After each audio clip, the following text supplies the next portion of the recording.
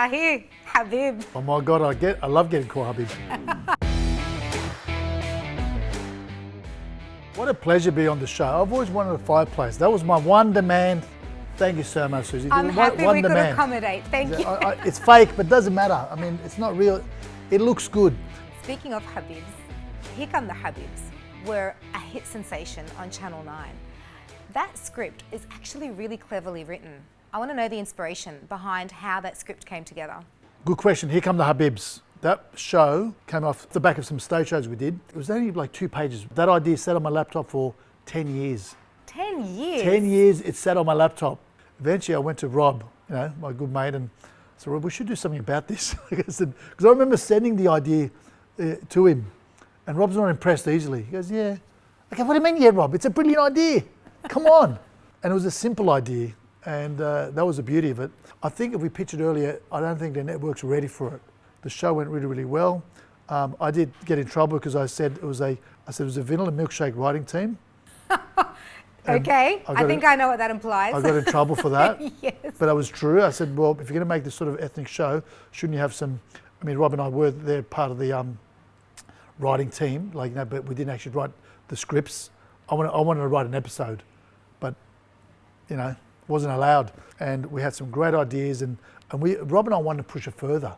Jet skis in swim pools, Lebanese people don't do that. I said, but it's a comedy. We're not saying it's like, what do you want us to do? They go to work and come back. Well, you pitch that idea. They've got to do crazy stuff. Yeah, it's a bit more interesting to watch, yeah, particularly exactly. when the characters are quite eccentric. Yeah. Yeah. And what people don't realise, right, Here Come the Habibs was more about the white family next door rather than Lebanese family. Someone coming to their suburb and how it affects them. Because the Lebanese family, they're just being themselves.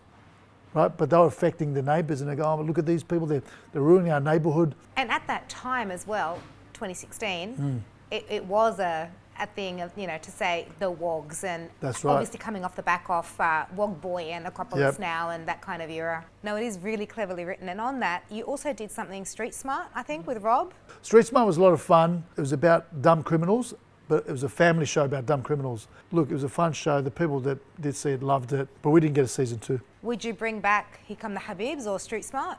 I would love to bring those shows back, and I think there's still legs in them, but I work on different stuff. Like I move on.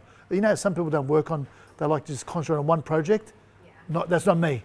That's not me. I like just different stuff. Hands in the different pies. Yeah, as long as I can do stand up though. That's the main thing. That's my main passion. People gotta understand. I enjoy acting. It's not my passion. Stand-up comedy is my passion. Well, you're no stranger to the screens, and I know that you were a guest on, or a contestant on Australia's Got Talent.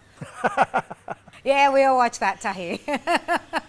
Was it the best, worst magician, the worst, best? World's Best, Worst Magician. It's a character I created, and I created it for this at the festival. So I do comedy festivals. What am I doing during the day? And I've been collecting magic for a while. So I created this sort of comedy show. It went really well. Like, it sold out, parents came, kids, and it just started taking off. Then they said, would you mind doing that show? I said, no. They said, come on, just do it. I said, I'll do it, but don't mention my name. Right? I said, don't mention Tahir. So I come on the show. I remember Shane Jacobson saying, one of the judges saying, Tahir. I said, no, the world's best, worst magician. And it went really well. Got a standing ovation. Yes. But of course, I can't win. Would you do magic again?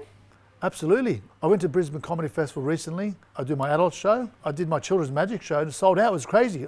It's just a lot of work. That's the only problem. Oh, is that why you didn't want to pursue it, just the work? Well, I do it, but only when I feel like it, or the preparation involved. Yeah. It takes me like 1 hour to set up. I've got to be there early, and then I've got to do the show. But isn't that better than learning lines for hours and hours and hours? No, well, stand up, I just turn up. I don't have to turn up when the show starts. Yeah. If I'm like the last act, I just turn up at the end if I have to. But the magic, I've got to pack it up at the end as well. Okay, it kills me, and it kills me doing that much work. Now, Rob said something really interesting. He said that you took him under your wing, and Rob learned a lot from you. Now, I want to know from you, what were your impressions when you first saw Rob on stage, when the audience laughed for the first time? What was his reaction? He's never done stage show before in his life. No, right. So I go, come on. He came on, and my other mate, George, So they're on stage. Yeah. And Enmore Theatre sold out, packed. Yeah. And these guys are on stage. The curtains come up. We start our scene and they do some lines and the crowd just roars with laughter. And I remember it just hit them like a slap on the face. I clearly remember standing there watching them, I could see their faces going, they sort of went back and whoa. And then Rob looks over to me, I look at him, I go, come on, do your next line. Stop standing there. Because it was like someone just slapped him on the face, you know. And it was a great experience and we had a great time. And since then, Rob's great because he's taught himself, which is beautiful. Like self. Has he really? Yeah, it's just like, you know, we don't, I mean, I've done a few acting courses, different stuff, but like, you know, I remember telling Rob, you're doing stand-up. He goes, no. You're going to do stand-up. He goes, no. And we forced him kicking and screaming and now he loves it. Ad-libbing must be quite hard to do though, because you mentioned you just ad-lib a lot of the time on stage. I think a lot of performers get scared of ad-libbing because they're not sure where to go, whereas I don't get scared because it doesn't matter if it goes nowhere, just move on. I can always make something funny, I believe. I'm not worried about if it falls flat. I don't make fun of the audience. I genuinely want to know about people. I want to include them in my show. I find that's much better shown. And the audience loves that because they're seeing something that's happening on the spot, live, and it won't happen again. And they react differently to that. Where do you get your material from, or your inspiration for your material for all your stand-up comedy work on stage? Humans will never, ever stop being stupid. Never, you know what I mean? So there's always going to be human behaviour, and I like my shows to be different. If you've been in the game long enough, when you try a joke that's new, a gag and it works, it's still a magnificent feeling. Do you ever think you're going to run out of content? No, I don't think so. I don't think of that because we've done like about 15 stage shows over the years. We've done several movies, sitcoms. My stand-up stuff's different. There's still much more to do, I find. Like, no, never. What is it like to be on stage? Is there like an adrenaline rush? Is it an energy that bounces between you and the audience? Like, describe that feeling for me. When I first started comedy, it was obviously, you get nervous. I don't get nervous these days. I get more excited and anxious only if the setting's weird. Different environments I perform in give me a bit of anxiety, like a dance floor. Comedians hate dance floors. Oh, right. That's our enemy. Why? Because you're on a stage, there's a dance floor, then there's an audience. There's a huge gap. We call it the gap of where the jokes can die. Okay. They can just fall in there. Like void. There's a void. It's a void of, it's just intimacy. It just doesn't work like that for us. But going on stage, when a show works and when you get a connection with the audience, I believe there's not a better feeling. That's why I love stand-up comedy, always will. My passion, as long as I can do stand-up comedy, I'm happy. All right, so this is sounding more like a hobby. What do you actually do for work? What I do for work? Yeah, like if you're nothing. not on... Nothing. I do 40 minutes on stage, I need the rest of the week off. Yeah. I've got to relax. I've got to recover from that. Now, I used to be a school teacher. I was an English drama teacher, and I left to run a business with my brother. I'm a silent partner in my brother's cafes. But other than that, I just do this full time, which I love. But people think, like, because of the shows I've done, they think, this guy must be in the cars and like burnouts, and they go, oh my God, look, you Habib, look at my car, come here, look at it. All right. I go, look at it, I spent 50 grand on it. Good for you. Like, I don't understand cars. Like, I don't mind. Like, I get your passion, but it's people just pigeonhole me. That's the thing. They go, look at this. They've seen me on Fat Pizza, Houses, but the people who know me know I'm very different to that. So, what's ahead for Tahir? What can we expect? I want to do some more movies. I want to do a children's movie. Funny enough, like, yeah. I've just pitched a drama. I can be a serious actor as well. I'm not saying I'm Robert De Niro, but I'm saying you look at Robert De Niro and he did all serious roles, and then he did a comedy, and he was scared of doing a comedy and analyse this and analyse that, those movies. And Billy Crystal said, no, you'll be right, because Billy Crystal was a comedian. But he was brilliant in it. If you're an actor, you can do different stuff, but it's just how people perceive you. I want to write my book, which I'm working on. What's your story about? Well, how I came from Turkey, migrated to Australia, and became a live stand-up comedian, which is... So your biography? Yeah, my biography, yeah. So I'm actually going to call it The Proper Way to Immigrate. Right? So I'm actually doing that show right now.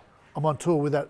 Okay, that's a great title. The Proper Way to Immigrate, which is what? Good title, come to a country, love the country just as much as the one you've left, and embrace it for all its, people in its beauty.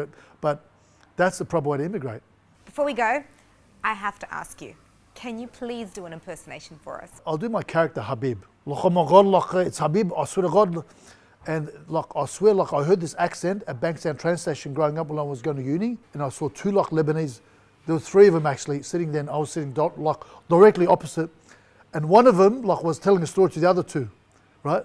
And his other mate was involved in the story, but this guy wasn't. So he was going like, I swear to God, like, and I'm sitting there watching, listening, just loving it. He's going, I swear to God, like we did this, we like did that. Ask him. Like, then we did this, I swear to God, and then like we did the burnout, ask him. Oh, I swear like we did this, like if you don't believe me, ask him. And I'm dying. Like I am dying. He kept saying it, and then he'd go, ask him, like if you don't believe it, the story. And I took that accent, like, and I said, okay, so I'm back to myself. And then I said, funny, like I got to do the accent. And the guy announcing trains at that stage had the same accent. So I made fun of that. And so I swear to God, like then I got this character Habib. I auditioned for Fat Pizza. The guy saw me. He goes, "Yep, you're a drug dealer." That's what he pigeoned me whole as. So I was a drug dealer. Next, I turned up the set. I was giving yellow tracksuit, and then I played like the character of Habib on Fat Pizza, Howzos, and Swift and Shift Couriers. 3 different sitcoms, exactly the same character. I went to acting school. What a waste! Like, who goes like from one sitcom to anyway? So that's why I've got a lot more than that, and I'm doing it. So yeah, oh my God.